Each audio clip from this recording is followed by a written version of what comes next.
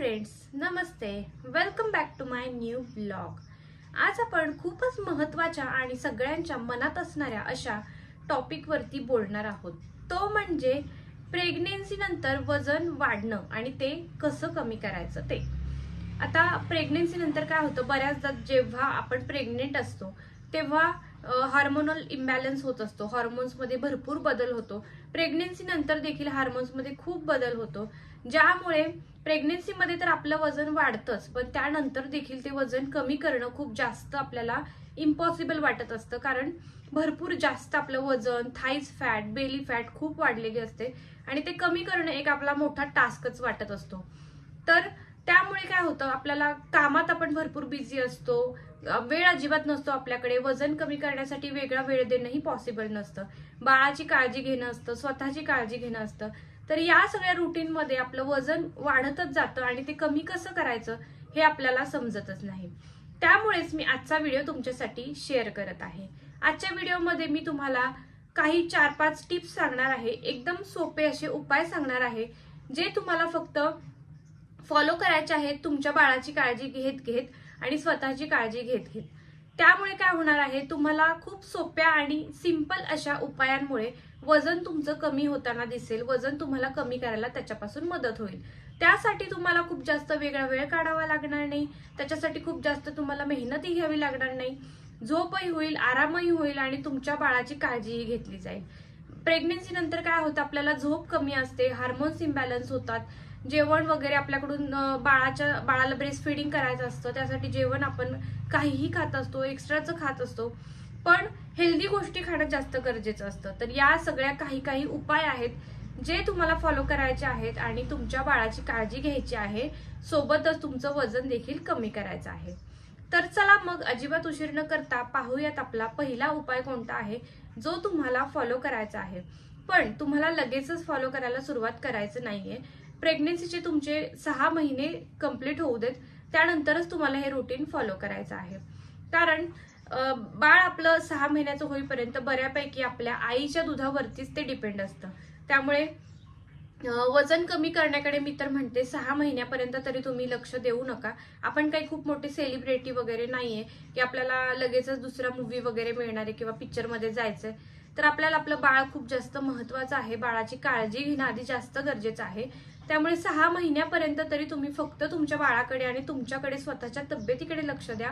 तुमच्या तब्येतीला पूर्ण 9 महिन्यामध्ये खूप जास्त आपल्याला आपण स्ट्रेस मधून गेलेलो असतो, खूप जास्त त्रासातून गेलेलो असतो. मग तो त्रास आता आपल्याला कमी करायचा आहे हळूहळू. एकदम जास्त आपण त्याला शरीराला त्रास द्यायचा नाहीये. खूप जास्त तुम्ही कमी खाल्लं किंवा वजन कमी करायचे म्हणून खूप जास्त हार्डवर्क करायला सुरुवात केली तर त्याचा तुम्हाला काही तिशीनंतर तुमच्या लक्षात येईल. तुमची बॉडी पेन करणार, पाठ वगैरे दुखणार. त्यामुळे अशा काही गोष्टी करायच्या नाहीये ज्याच्यामुळे आपल्याला फ्युचरमध्ये प्रॉब्लेम होईल. थोडासा वेळ गेला तरी चालेल, पण आपल्याला नंतर या गोष्टी करायला सुरुवात करायची. चला तर मग आपला पहिला पॉइंट जो आहे तो पाहूया.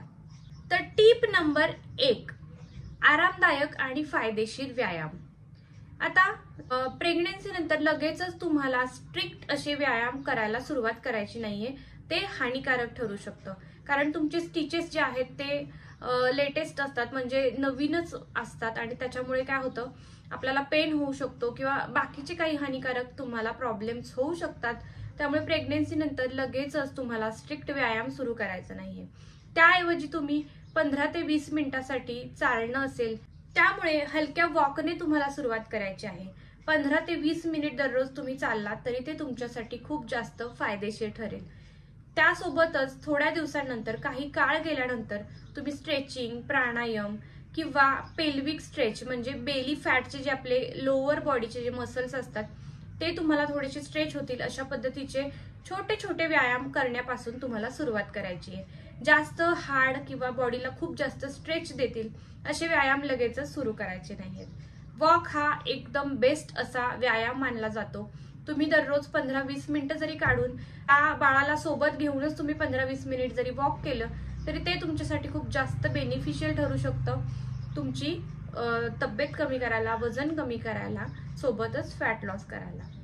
तर सगळ्यात महत्वाचं म्हणजे यासारख्या एक्सरसाइज तर तुम्ही फॉलो करूच शकता, पण काही ना काही प्रॉब्लेम्स असू शकतात. तर त्यांनी काय करायचंय, आधी तुमच्या डॉक्टर सोबत तुम्हाला कन्सल्ट करायचंय की आपण एक्सरसाइज फॉलो करू शकतो का, आता मी किती दिवसांनंतर एक्सरसाइज केले पाहिजेत. तर या छोट्या छोट्या गोष्टी आधी कन्सल्ट करायच्यात आणि मगच तुम्हाला त्या फॉलो करायच्या. टिप नंबर 2, ब्रेस्ट फिडिंगमुळे नैसर्गिक वजन घट. म्हणजे काय, तर ब्रेस्ट फिडिंगमुळे शरीर 500 कॅलरीज पर्यंत जाळते. त्यामुळे तुमचं नैसर्गिकरित्या वजन कमी व्हायला तुम्हाला मदत होते ब्रेस्ट फिडिंगमुळे. त्यामुळे बाळाला तुम्ही ब्रेस्ट फिडिंग कराच. पूर्ण 6 महिने तरी ब्रेस्ट फिडिंग तुम्हाला केलंच पाहिजे. ते तुमच्या शरीरासाठी, तुमच्या हेल्थसाठी आणि सोबतच तुमच्या बाळाच्या आरोग्यासाठी खूप जास्त महत्वाचं आहे. माझा स्वतःचा प्रेग्नन्सीचा एक्सपिरियन्स जर सांगायचं झालं तर मी माझ्या बेबीला दूध भरपूर होतं आणि त्यामुळे ब्रेस्ट फिडिंगमुळे बऱ्यापैकी माझं वजन जे आहे ते त्याच्यामुळे कमी झालेलं होतं, ब्रेस्ट फिडिंग करण्यामुळेच. तर त्यामुळे ते नक्की तुम्ही करा, ते तुमच्या बाळाच्या आरोग्यासाठी खूप जास्त गरजेचं आहे. टिप नंबर 3, साजूक घरगुती आहार. साजूक घरगुती आहार म्हणजे काय, तर उपाशी राहणं म्हणजे वजन कमी करणं असं अजिबात होत नाही. उपाशी राहण्यामुळे तुमच्या शरीराला काहीही पोषण मिळत नाही. त्याच्यामुळे तुमचं शरीर वीकनेस फील करू शकतं, तुमची तब्येत खराब होऊ शकते आणि तुम्हाला अजिबात एनर्जेटिक वाटणार नाही. त्यामुळे काय करायचंय, सकाळच्या नाश्त्यामध्ये हेल्दी गोष्टी घ्यायच्या. तुम्हाला खूप जास्त डाएट करायचंय म्हणजे खूप काहीतरी थोडंसंच खायचं असं नाही. हेल्दी गोष्टी खावा, बघा तुमचं वजन अजिबात वाढणार नाही, उलट वजन कमी व्हायला सुरुवात होईल. तर प्रोटीनसाठी तुम्ही अंडी खाऊ शकता, मुगाचा डोसा खावा किंवा पोहे खावा, नॉर्मल आपल्या घरात बनतात. साऊथ इंडियन मध्ये इडली वगैरे बनते, तर अशा गोष्टी तुम्ही ब्रेकफास्टमध्ये खायच्या आहेत. त्यानंतर तुम्ही दुपारच्या जेवणामध्ये डाळ असावी, भाकरी घ्या. भाकरी पचायला चांगली असते तुमच्यासाठी देखील आणि तुमच्या बाळाला देखील त्रास होणार नाही. भाकरी खावा, मस्तपैकी एखादी भाजी, पालेभाजी कोणती सुद्धा खाऊ शकता. कोशिंबीर घ्या सोबत. या सगळ्या गोष्टी दुपारच्या जेवणामध्ये असल्याच पाहिजेत, फायबर, प्रोटीन आणि हेल्दी फॅट्स. नंतर संध्याकाळच्या वेळी जर तुम्हाला भूक लागली, अर्थातच बाळ ब्रेस्ट फिडिंग करतं म्हटल्यावर भूक तर लागतेच, मग संध्याकाळच्या वेळी तुम्ही दूध घेऊ शकता किंवा ग्रीन टी घ्या मस्तपैकी. त्याच्यासोबत ड्रायफ्रुट्स घेऊ शकता, फ्रूट घ्या, होल फ्रूट घ्या किंवा फ्रूट बाउल घ्या. तर बेस्ट असे ऑप्शन आहेत, हेल्दी ऑप्शन आहेत. त्याचबरोबर रात्रीच्या जेवणामध्ये थोडंसं हलकं घ्यायचं आहे, पण पोषण त्याच्यामध्ये भरपूर असलं पाहिजे अशा पद्धतीचा आहार घ्यायचा आहे. तर रात्रीच्या वेळी तुम्ही मूग डाळीची मस्तपैकी खिचडी खाऊ शकता, पचायला हलकी असते मूग डाळ, किंवा मसूर डाळ सुद्धा हलकी असते. तूर डाळ थोडीशी पचायला जड असते, त्यामुळे मूग डाळ आणि मसूर डाळ मधलं तुम्ही कोणतीही डाळ प्रेफर करू शकता. मग त्याऐवजी तुम्हाला जर सूप आवडत असेल तर मस्त तुम्ही सूप घ्या आणि 2 ते 3 लिटर पाणी तर तुम्हाला प्यायचंच आहे दिवसभरामध्ये. बॉडीला हायड्रेट ठेवायचंय, बॉडीला अजिबात डिहायड्रेट होऊ द्यायचं नाहीये, याची देखील काळजी घेणं तितकंच गरजेचं आहे. तर हे झालं आपला तिसरा मुद्दा, तिसरी टिप, आहार तुमचा कसा असावा. यानंतर चौथी टिप, झोप आणि तणाव कमी करा. आता झोपेचा अभाव इज इक्वल टू वजन वाढ. आता झोप जर नसेल, नॉर्मल जरी आपण प्रेग्नन्सी नंतरच कशाला, नॉर्मली जरी तुमच्या शरीराला झोप नसेल तर आपल्याकडे काय होतं, जास्त भूक लागण्याचा प्रॉब्लेम होतो. तर रात्रीची देखील झोप येत नाही, मग काय होतं, आपलं जे खाल्लेलं असतं ते डायजेस्ट होतं, सारखी भूक लागते, मग आपल्याकडे बिस्किट हे काही काही पडलेलंच असतं, मग अरबट चरबट गोष्टी आपल्याकडून खाल्ल्या जातात. त्यामुळे झोप आपल्या शरीराला खूप जास्त महत्वाची आहे. त्यामुळे जेव्हा जेव्हा तुमचं बाळ झोपेल तेव्हा तेव्हा मोबाईल स्क्रोल करण्यापेक्षा, रील्स बघण्यापेक्षा तुम्ही देखील त्याच्यासोबत 1 तास 2 तास जे काही बाळ तुमचं झोपेल तेवढा वेळ तुम्ही तुमची झोप काढून घ्या. आता तुम्ही म्हणाल बोलणं सोपं असतं, करणं अवघड. या फेज मधून मी स्वतः गेलेली आहे. माझ्या मुलीचं तर असं होतं की दिवसा सुद्धा जास्त झोपायची नाही आणि रात्रभर सुद्धा झोपायची नाही. आम्हाला दोघांना इतकं ती रात्रभर जागवायची, पहाटे 7-8 वाजेपर्यंत आम्ही जागा असायचो.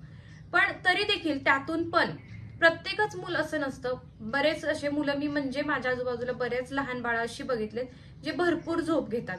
काही त्याला अपवाद असू शकतात, पण तरीही जेव्हा जेव्हा तुम्हाला वेळ मिळेल तेव्हा तेव्हा तुम्ही झोप काढा. झोप तुमच्या शरीरासाठी खूप जास्त गरजेची आहे. साधं ध्यान करू शकता, शांत संगीत ऐका किंवा डीप ब्रीदिंग तुम्ही करू शकता, प्राणायाम वगैरे करा, म्हणजे तुम्हाला शांत झोप लागेल आणि तणाव तुमचा जो आहे बॉडी मधला तो दूर होईल.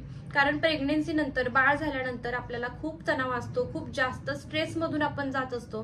तर या सगळ्या गोष्टींसाठी तुम्ही अशा पद्धतीचं शांत संगीत वगैरे ऐकलं तर मन तुमचं छान प्रसन्न होईल आणि तुम्हाला फ्रेश वाटेल आणि तेच ताण कमी झाला, तणाव कमी झाला, स्ट्रेस कमी झाला ना तर वजन देखील कमी व्हायला तितकीच मदत होते. जेवढं तुम्ही स्ट्रेस ताणतणाव जास्त घ्याल तेवढं वजन देखील वाढतं, हे नेहमी लक्षात ठेवा.